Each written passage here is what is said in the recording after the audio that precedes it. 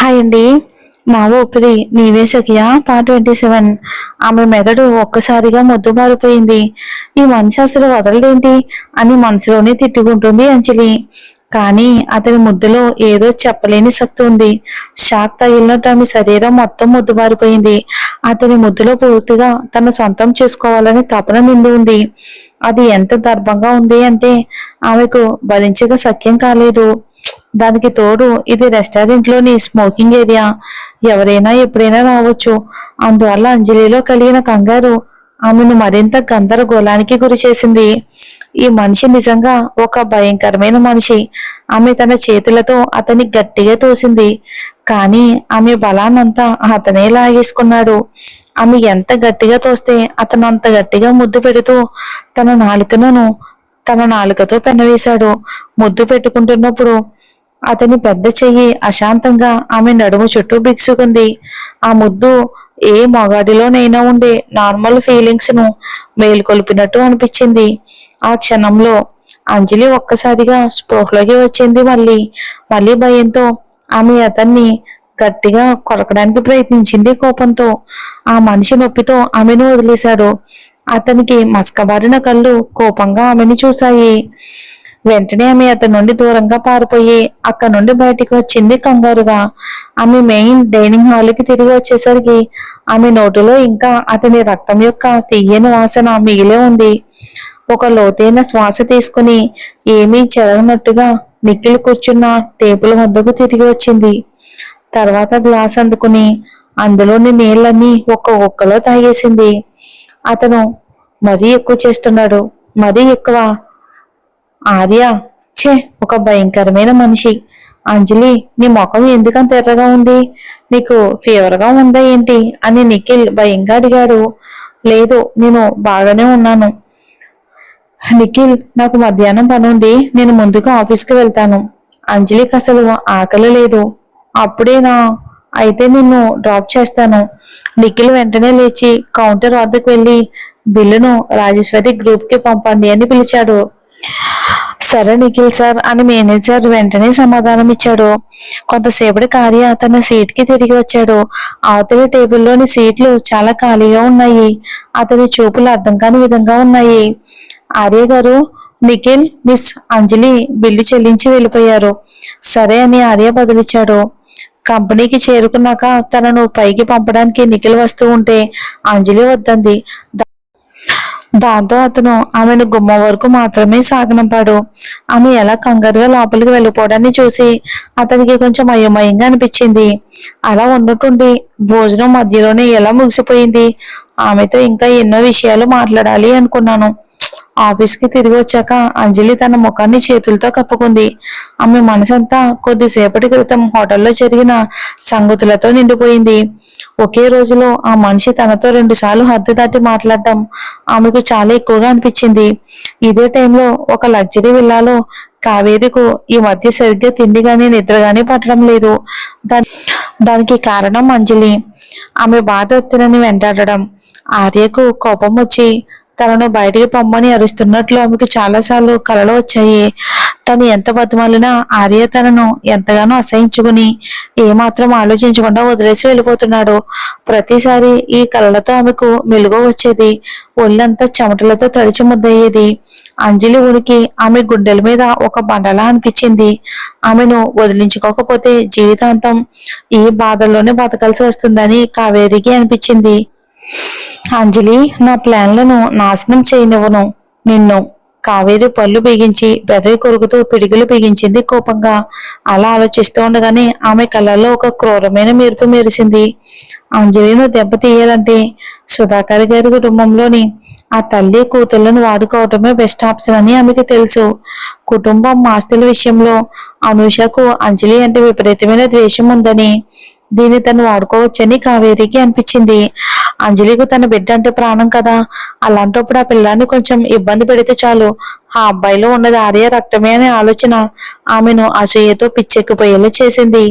అందుకే ఆమె పగ ద్వేషం మొత్తం ఆ పిల్లాడి మీదకు మళ్ళాయి. వెంటనే కావేరి అనుషకు ఫోన్ చేసి అప్పుడే తన ప్లానింగ్స్ అన్ని స్టార్ట్ చేయడం మొదలు పెట్టింది కావేరి. హాయ్ కావేరి, ఏం చేస్తున్నావు? అనుష ఆ 80 లక్షల ఇంటిని అంజలి ఇంకా తిరిగి ఇచ్చిందా?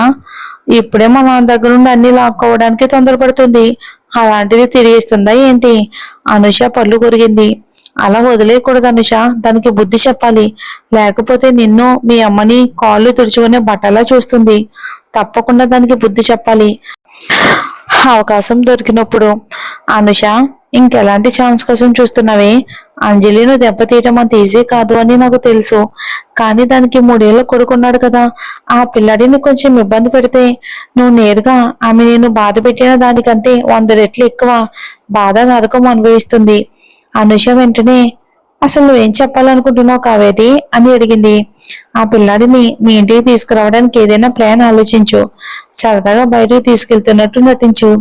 ఆ వయసు పిల్లలు అల్లరి చేస్తారు కదా, కాబట్టి అనుకోకుండా తప్పిపోవటం కామన్. అప్పుడు చూడు అంజలి బాధతో ఎలా పిచ్చెక్కిపోతుందో.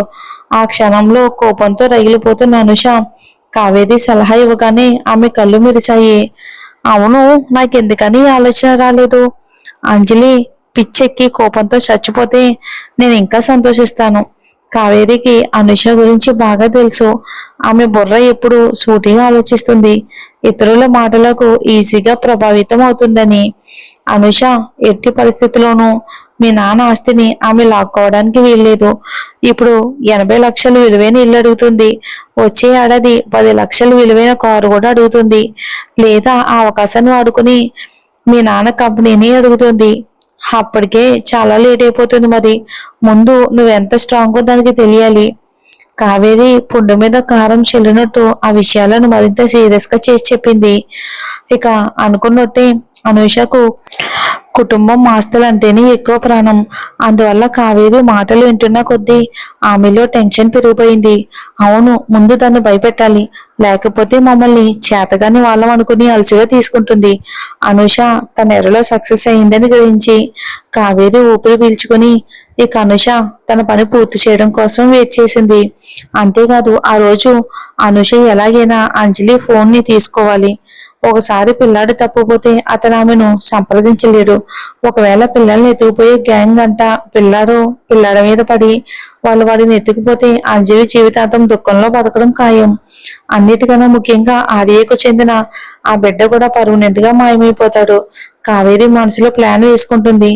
ఇప్పుడు జ్యువెలరీస్ లో తన మనిషిని ఒకరిని సెట్ చేసుకోవాలి.